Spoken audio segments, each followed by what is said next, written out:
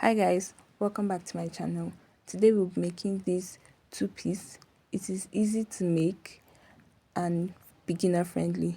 In fact, it's something you can make in less than 2 hours. So stay tuned and enjoy the ride. I am going to start by making patterns for this outfit.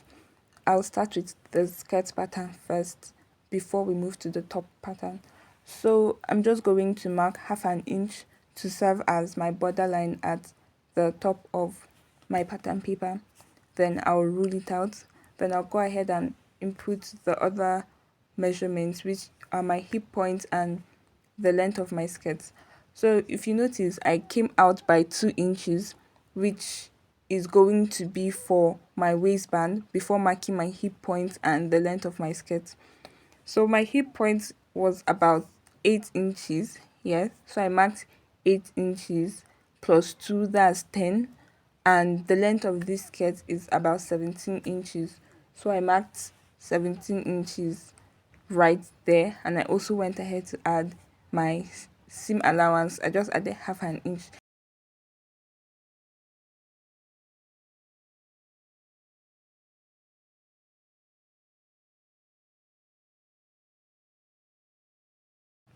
Now on my hip line, I'm going to put in my hip measurement divided by 4. Then I'm also going to come down by 2 inches and go up by 1 inch.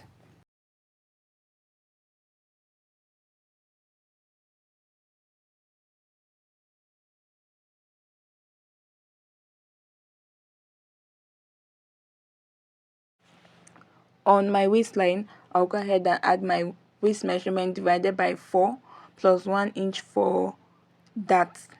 Yes, but if you do not want that, there is no need for you to add 1 inch for that.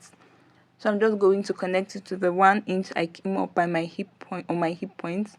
And then for the length of the skirt, I just came in by 1/2 inch because I didn't want it to be very tight around the laps. So I just went in by 1/2 inch, and then I connected it to the 2 inches I came down by on the hip line. Yeah. Then afterwards, I'm just going to like even it out so that it doesn't look very artificial, because our hips are not all that pointy. So just smoothing out the curve, and then that's basically it for this skirt. I'm just going to mark out my darts so that I don't forget that the skirt has a dart allowance.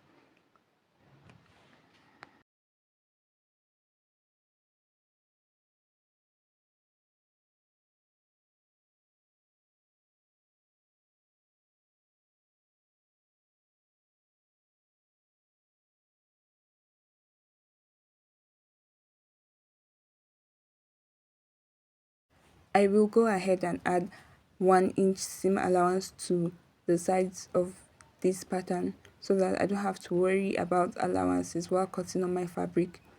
I will be using this pattern for the front and the back pieces of my outfit. Why? Because I don't need to add like a back zip. I want it to have a side zip so I can use it for the front and the back pieces. But if you want your skirt to have a back zip, you should make room for it. I think I will leave the link to my other skirt pattern below in the description box, and then from there you can find your way on how to add a back zip. But for side zips, you can use this pattern. So that's all for our skirt pattern. Now we'll go ahead and make our top pattern. For the top pattern, I'll start by marking out my borderline, which will serve as allowance 2. I'm just going to rule it out and then go ahead to mark out my shoulder point, which is 7 inches. Once I mark it out, from that point, that 7 inches I marked out, I'm going to come down by 1 inch for our shoulder slope. So before ruling it out, I'm going to mark out my neck width and depth, so which is 3 by 4. I'm using 4 inches because there is no zip for the top part, so 4 inches will be enough for our hair to pass through on the top. Yeah, so 3 by 4 inches. Now I can comfortably slant my shoulder line. Afterwards, I'm going to mark out my bust point, which will also serve as my chest line, because we need the top to be able to pass through without hindrances. So the armhole needs to have like a lot of allowances too. So I'm just going to mark out my bust points on the pattern paper. Just follow me and see what I do, and do what I do rather. So after marking out this bust point line, I'm going to put this 7 inches shoulder slope on it so that I can connect it to the slant of the shoulder. So from this point, we can now easily make our armhole curve. Now I'm going to input my bust measurement divided by 4 plus 2 inches allowance. Then I'm going to mark the midpoint of my armhole, and then that from our bust point measurement, I'm going to connect it to the midpoint. If you notice, I didn't come in by half an inch like we usually do, because it's not really necessary, because this top is going to be very free. So now I'm going to mark the length of our top, which is 17 inches.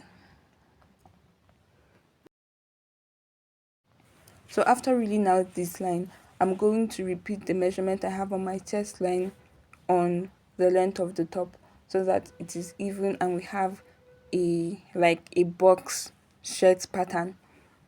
Yes. So once this is done, I'm going to add allowances to my shoulders, to my shoulder line, and to the end of the top, and that is it for our top pattern.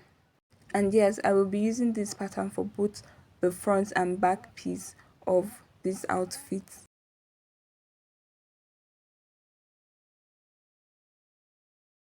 Now that I have my patterns, I'm just going to place them on my fabric and cut. This is like the easiest part of this whole tutorial. Just place your patterns on your fabric and cut. Now for the sleeves of this outfit, I'm going to measure the armhole of my top pattern. Yeah, I'm just going to measure it and then use the measurement to make my sleeves. The total measurement of my armhole is 10 inches. Yeah, so first I'm going to make sure that my fabric is even, because I'm cutting both sleeves at once. So once I have that, once I've made sure of that, I'm going to add my 10 inches on it, and then I'm going to come down by 4 inches.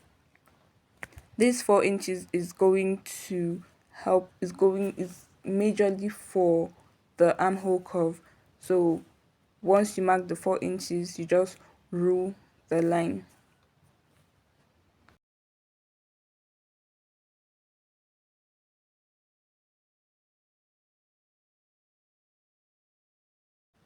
So now on this line, I'm also going to mark out the 10 inches. Yeah, I'm going to mark it out, connect it to the top, and then I'm going to make a horizontal line from the edge of the fabric to that 10 inches point there, just the way you see me doing. Yeah, just going to make a line in the center.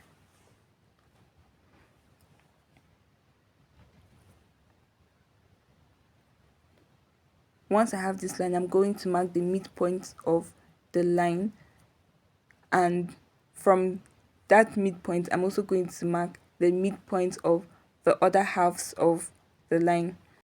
Now for the half going to the 10-inch point, I'm going to go out by half an inch and curve it to meet the 10-inch point, and then also repeat the same thing, but I'll be going up by half an inch for the part going towards the edge of the fabric. I really hope you understand this rough explanation.